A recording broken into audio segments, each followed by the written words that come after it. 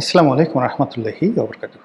সম্মানিত দর্শক, সরকার কি ব্যর্থ হতে চলেছে, বা সরকার কর্মকাণ্ডের মধ্যে কি ব্যর্থতার কোনো আলামত দেখা যাচ্ছে? এরকম 7টি আলামত নিয়ে কথা বলবো।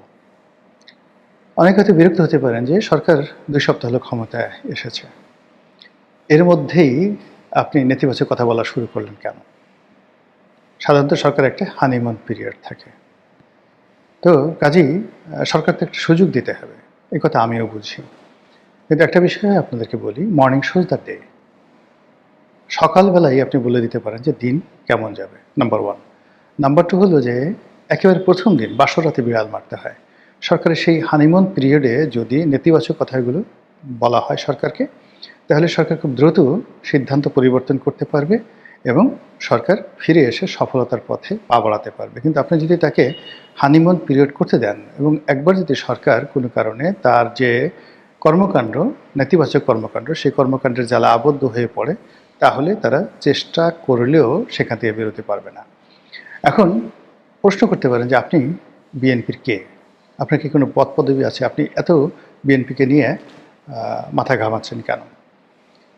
মূল ব্যাপার হলো যে আমি বিএনপির হয়ে নির্বাচন করেছিলাম 2018 সনে। এই নির্বাচন করতে গিয়ে আমি অনেক কিছু হারিয়েছি। আমার একটা পৈতৃক ভিটা ছিল। বহু পুরনো একটা গ্রামে বাড়ি ছিল।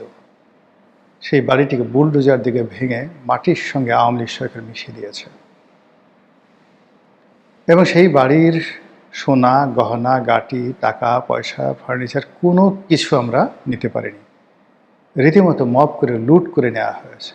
তৎকালীন ডিসি, তৎকালীন এসপি, তৎকালীন টিওনো দাঁড়িয়ে থেকে সেই বিভিন্ন জায়গা থেকে আমার ওই শহরের লোকজন কেউ আমার বাড়িতে ঢুকে নেই।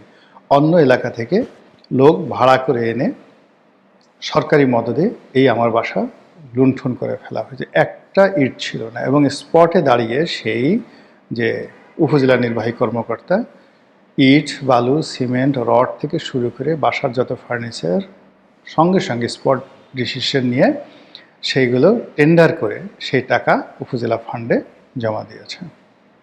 5 কোটি টাকার বাড়ির ইট, বালু, সিমেন্ট সম্ভবত 4-5 লাখ টাকা তারা বিক্রি করেছে। একটা টিউবওয়েল ছিল, ডিপ টিউবওয়েল ছিল, সেটা উঠে নিয়ে গেছে কে বা কারা, এই বিএনপির জন্য। আমার ব্যবসা ছিল, বাণিজ্য ছিল, সমস্ত ব্যবসা বাণিজ্য তছনছ করে দিয়েছে আওয়ামী লীগ সরকার। এবং ফাইন্যান্সিয়াল সেক্টরে আমি যাতে একটু এগোতে না পারি, বিভিন্নভাবে যে মামলা মোকদ্দমাগুলো দিয়ে গেছে, সেই মামলা মোকদ্দমার দায় আমাকে এখনও বহন করতে হচ্ছে। ফলে এই বিএনপি ক্ষমতায় এসছে, আমি বিএনপির কেউ নই, নির্বাচন করিনি, করবও না। নির্বাচনের জন্য কোনো ন্যূনতম আগ্রহ ছিল না। কিভাবে আপনি বলবেন যে আগ্রহ ছিল না? আপনাকে ডাকে নাই তাই দেয়নি। আপনাকে ডাকলে তো, আরে আমাকে ডাকবে কেন? আমি তো যাইনি বিএনপির কোনো অফিসে 2018 সনের পরে আমি যাইনি। নির্বাচনী এলাকায় 18 সনের পর থেকে যাইনি। আমার যদি আগ্রহ থাকতো তাহলে আমি যেতাম। কারোর সঙ্গে তো আমি যাইনি, যোগাযোগ করিনি। কিন্তু আমি চেয়েছি তারেক রহমান সাহেব প্রধানমন্ত্রী হোক, চেষ্টা করেছি তারেক রহমান সাহেব প্রধানমন্ত্রী হোক, বিএনপি ক্ষমতায় আসুক। আমার ক্ষুদ্র বুদ্ধি দ্বারা আমার পক্ষে যতটুকু সম্ভব সেই কাজগুলো করেছি। কাজেই তাদের সফলতা আমার কাম্য। তারা যদি ব্যর্থ হয় তাহলে আমি যা কিছু হারিয়েছি এই বেদনা আমাকে আরও তাড়িত করবে, এবং আমার এখন যতটুকু আছে ততটুকু আমি আরও হারিয়ে ফেলব। এজন্য সমালোচনা করছি, সমালোচনা করব, বিএনপির ভালোর জন্য সমালোচনা করব। বিএনপির অনেক লোক রাগ হবেন, অনেক লোক ব্যথা পাবেন, কষ্ট পাবেন, কিন্তু যারা সত্যিকার অর্থে বিএনপি করেন, জ্ঞান আছে, বুদ্ধি আছে, তারা খুশি হবেন। এজন্য সমালোচনা করছি। 2 সপ্তাহ সরকার ক্ষমতা নেওয়ার পর যে কর্মকাণ্ডগুলো করেছে, সেই কর্মকাণ্ডের ফলে যে জিনিসটি দেখা যাচ্ছে সেটি হলো সরকার সফল হবে, তার একটা সিঙ্গেল উদাহরণ আমি দেখতে পাচ্ছি না। প্রথমত এখানে প্রধানমন্ত্রী তিনি একটা কেসিয়ান ক্যাবিনেট তৈরি করেছেন। সেই কেসিয়ান ক্যাবিনেটের আবার 2টো অংশ আছে। বাংলাদেশে তারা গত 14-15 বছর যাবৎ নয়, গত 8-10 বছর যাবৎ যে সমস্ত লোক তার খুব আপনজন ছিলেন, তাদেরকে তিনি ক্যাবিনেটে স্থান দিয়েছেন। এরা ইয়াং, এদের অনেকেই দ্বিতীয় প্রজন্মের, তৃতীয় প্রজন্মের রাজনীতি করেন, অর্থাৎ তাদের দাদা করতেন, তাদের বাবা করতেন, তারা করতেন। ফলে এরা সবাই আলালের ঘরের দুলাল, তাদের বাস্তবতা নেই। তারেক রহমান সাহেবের সাথে বন্ধুত্ব বা তারেক রহমান সাহেব তাদেরকে পছন্দ করেন, এটি তাদের একমাত্র যোগ্যতা। তাদের হাতে বড় বড় মন্ত্রণালয় ছেড়ে দেওয়া হয়েছে, তাদের ভালো না করার সম্ভাবনা 100%। 2 নম্বর হলো যে দলের বাইরে যাদেরকে নেওয়া হয়েছে এদের কারো ব্যক্তিগত জীবনে কোনো সফলতা নেই, বরং অসংখ্য দুর্নাম এবং বদনাম। ফলে জোট সঙ্গী হিসেবে যাদেরকে নেওয়া হয়েছে, আমি নাম বললাম না, আপনারা জানেন, কিংবা অনেক লোক নিজেদের দল তারা ব্যান্ড করে বিএনপিতে যোগদান করে নির্বাচনে মনোনয়ন নিয়ে, নমিনেশন নিয়ে এমপি হয়েছেন, মন্ত্রী হয়েছেন। এই লোকগুলো আমি যাদেরকে চিনি, এদের কারোরই ব্যবসা বাণিজ্যে তারা কখনো সফল হননি। লেখাপড়া তো তারা বেশিরভাগ ক্ষেত্রে ভালো নয়। ব্যক্তিগত নৈতিক চরিত্রে কোনো সুনাম সুখ্যাতি নাই, আয় রোজগার নাই। এর কাছ থেকে ধার দেনা করে, টাউটারি করে, বাটপারি করে, বিভিন্ন রকম মিথ্যা কথা বলে 2 টাকার মানুষ 10 টাকার লম্প জম্প দিয়ে তারা তারেক রহমান সাহেবকে মুগ্ধ করেছে। কিন্তু বাস্তবে দে আর অল বটমলেস বাস্কেট। এই বটমলেস বাস্কেটের মানে এমন বটমলেস বাস্কেট, মাথা ভরা এদের নির্বুদ্ধিতা, এদের গোদ ভরা অহংকার, এদের বাঁকা মন ভালো না। তারা এমন কোনো দরবার নাই, এমন কোনো জায়গা নেই যে জায়গা থেকে তারা টাকা পয়সা না নিচ্ছে। ফলে তাদের হাতে যে সকল মন্ত্রণালয় ছেড়ে দেওয়া হয়েছে, যে সকল নির্বাচনী এলাকা ছেড়ে দেওয়া হয়েছে, ওখানে বিএনপিও ডুববে, সরকারও ডুববে, এবং ওই যে সমস্ত লোক বিএনপি নিয়ে আছে তারাও ডুববে খুব দ্রুত। এবং ইতিমধ্যে আপনি দেখবেন যে 2-4 জনের ডুবাডুবি শুরু হয়ে গেছে। 2-4 জনকে আলটিমেটলি ডুবানো হয়ে গেছে, 3 জনকে ডুবানো হয়ে গেছে। বাকিগুলোর ডুবানোটা সময় সাপেক্ষ ব্যাপার। আচ্ছা, এই গেল বাইরের। দলের ভিতরে যে গ্রুপটি লন্ডন থেকে এসছে, তারা সেই গত 14, 15, 16, 17 বছর ধরে বাংলাদেশের আসলে কি হচ্ছে তারা এই বিষয়গুলো জানে না। তারা সবাই বড় বড় দায়িত্ব প্রাপ্ত হয়েছে এবং উপদেষ্টা রূপে যাদেরকে বিভিন্ন মন্ত্রণালয়ে সংযুক্ত করা হয়েছে, এখানে প্রথম কয়েক মাস মন্ত্রীরা তাদেরকে খুব তোয়াজ করবে, তদবির করবে। একটা সময় মন্ত্রীদের আত্মমর্যাদায় আঘাত লাগবে এবং তারা কাজকর্ম বাদ দেবে। ফলে মন্ত্রণালয়ের যেখানে যেখানে এই লন্ডনী পার্টি উপদেষ্টা রূপে এসে যুক্ত হয়েছে, সেই সকল মন্ত্রণালয়ের কর্মকাণ্ডে স্থবিরতা নেমে আসবে। উপদেষ্টারা থাকবে, অনেক মন্ত্রী চাকরি হারাবেন। আর যে মন্ত্রী চাকরি হারাবেন না, সেই মন্ত্রী মূলত কোনো কাজই করবেন না, সেই মন্ত্রণালয়ে কোনো কাজ হবে না। প্রতিটা মুহূর্তে মন্ত্রণালয় কি হলো না হলো সঙ্গে সঙ্গে সেটা তারেক রহমান সাহেবকে জানানোর জন্য, প্রধানমন্ত্রীকে জানানোর জন্য নিয়মিত একটি টেলিগ্রাম চ্যানেল শুরু হয়ে যাবে। সকালবেলা সচিবালয়ে আসবে, বিকালবেলা গিয়ে ভাইয়ার কাছে 1 ঘন্টা বকর বকর করা তাদের জন্য রীতিমতো একটা ডিউটি হয়ে দাঁড়াবে, দায়িত্ব এবং কর্তব্য হয়ে দাঁড়াবে, এবং আলটিমেটলি দাঁড়িয়ে গেছে। এর ফলে কাজের চেয়ে অকাজ বেশি হবে, সবচেয়ে বেশি এই জিনিসগুলো হবে। তো এর বাইরে যেটি সরকারের অন্যান্য যে সমস্ত জায়গাতে বড় বড় মন্ত্রণালয়গুলো, সবাই না, বেশিরভাগ বড় বড় মন্ত্রণালয়গুলো বিতর্কিত মানুষের হাতে তুলে দেওয়া হয়েছে।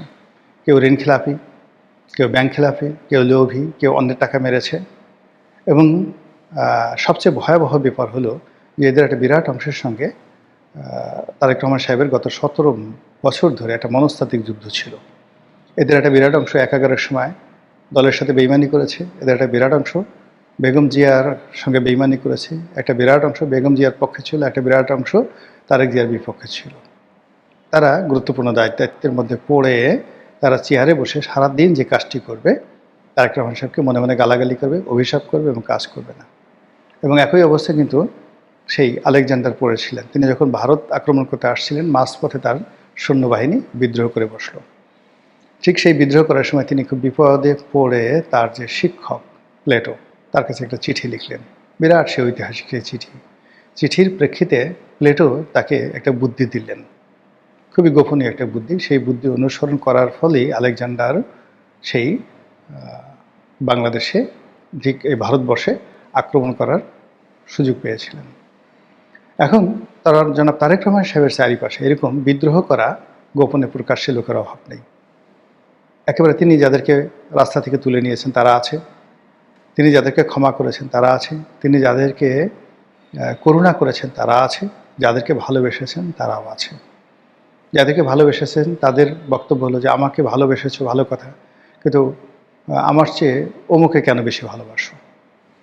আমার সাথে তো আমার এত ভালো সম্পর্ক, সরি মাননীয় প্রধানমন্ত্রী, আমার সঙ্গে আপনার এত ভালোবাসা, এত সম্পর্ক, কিন্তু আপনি সেই ভালোবাসার সম্পর্ককে ভুলে গিয়ে গেদুকে এত বড় একটা মন্ত্রণালয় দিলেন, গেদুই আপনার এত আপন হয়ে গেল, যাক আপনাকে আর ভালোবাসলাম না। এই জন্য আড়ালে আবডালে বাসায় বসে বসে যে যার মতো করে সেই প্রধানমন্ত্রীর বিরুদ্ধে চক্রান্ত করবে, হাত নির্দেশ করবে এবং কাজকর্ম বাদ দেবে।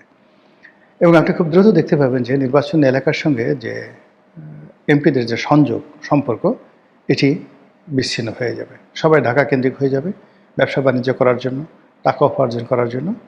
তাদের মধ্যে একটা প্রতিযোগিতা দেখা দেবে এবং সেই প্রতিযোগিতার ফলে কী হলো, সরকারের কাজকর্মে স্থবিরতা নেমে আসবে। ইতিমধ্যে সরকার যে কাজগুলো করেছে, প্রশাসনে ব্যাপক রদবদল করেছে এবং নিজেদের পছন্দের মানুষ নিয়োগ দেওয়ার নামে মূলত দলীয়করণ করার চেষ্টা করা হয়েছে। কিন্তু এখনও পর্যন্ত আমি যতটুকু দেখেছি, পয়েন্টগুলোতে তারা পরিবর্তন এনেছে, কিন্তু সেখানে বিএনপির লোক বসাতে পারেনি। নয় আওয়ামী লীগের লোক, নয় জামাতের লোক। এর কারণ হলো আসলে গত 17 বছর ধরে বিএনপি আউট অফ পাওয়ার।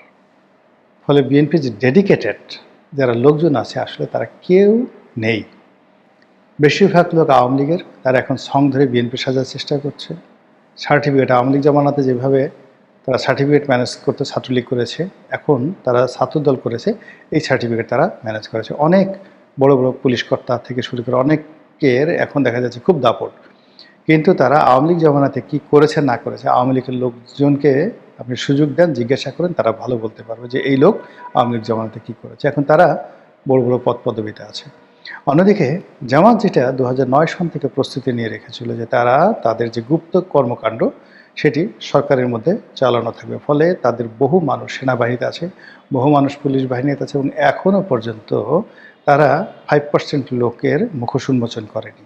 বেশিরভাগ মানুষ চুপচাপ আছে এবং তারা যে যার মতো করে পারছে জায়গার মতো ঢুকছে এবং সময় মতো তারা নাড়া দিলেই সরকারের বিরুদ্ধে কাজ করে ফেলবে। ফলে এই সমস্ত অবস্থা থেকে বাঁচার জন্য সরকারকে যেটি দরকার ছিল সেটা হলো মেধার প্রশ্রয়। মানে আমার নিজের কোনো লোক দরকার নাই, সবচেয়ে মেধাবী, রেজাল্ট যার ভালো, যে সফলভাবে প্রশাসন পরিচালনা করেছে, দুর্নাম নাই, বদনাম নাই, এবং সবচেয়ে আরও ভালো হয় যে তার কোনো রাজনৈতিক সংশ্লিষ্টতা নাই।